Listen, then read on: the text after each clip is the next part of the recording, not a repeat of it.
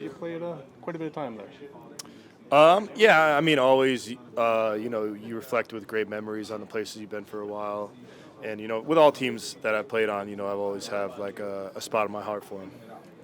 What was your time like there? Obviously, there was a few different coaches, not as much winning as you would have liked, not as much playoff appearances as you would have liked. So just what was that like for you being there for 5 years when things weren't going so well?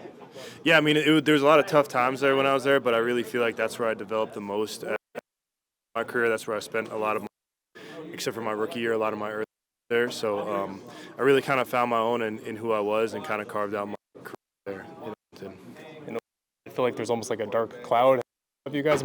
Great players at times, right? But it just felt like sometimes it'd be the fourth quarter and Edmonton would find another way to lose, I guess, kind of in a way. Yeah, I mean those are tough times for sure.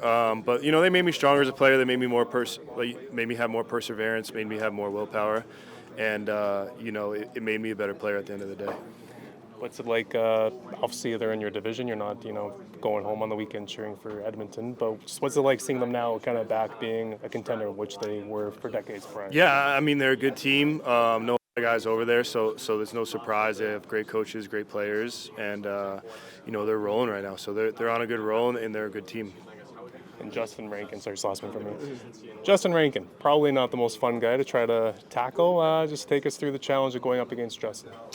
He's probably the best running back in the league right now. He's a challenge. He's explosive. He can make you miss, and he's tough to take down. So we just gotta, as a defense, just be on point. Make sure that we're playing our brand of football. We're in our gaps, doing our assignments, and we're ready to go.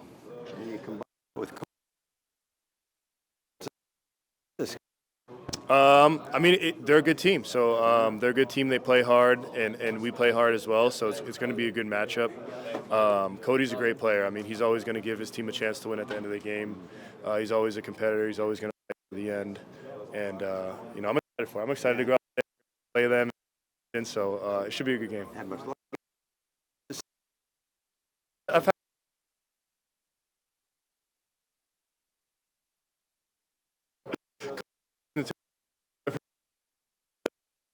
Zach was from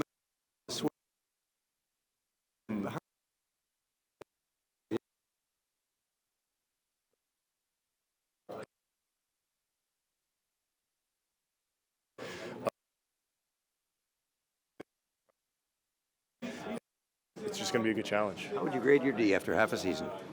That's a great question. I don't know if I want to put a grade on it. Okay. We could be better. I'll say that. We can be better. We haven't reached our potential yet. We have to just play assignment sound.